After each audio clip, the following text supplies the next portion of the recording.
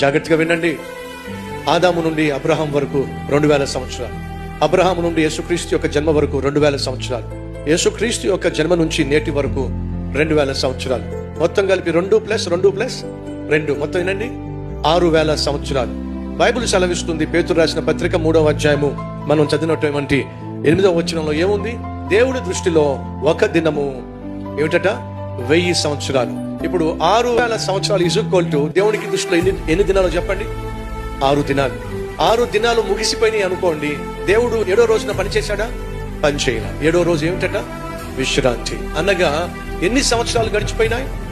6000 సంవత్సరాలు, అనగా 6 దినములు గడిచిపోయినాయి. అండ్ అర్థం తెలుసా?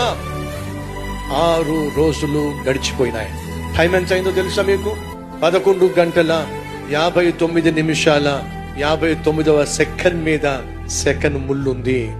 ఇంకొక సెకండ్ అయింది అనుకోండి, 7వ దినం వచ్చేస్తుంది. సహోదరులు సహోదరులు, చివరి గడియలో మనం ఉన్నాం, చివరి నిమిషంలో మనం ఉన్నాం, చివరి సెకండ్ లో మనం ఉన్నాం. ఏ క్షణమైనా యేసుక్రీస్తు వచ్చేస్తాడు.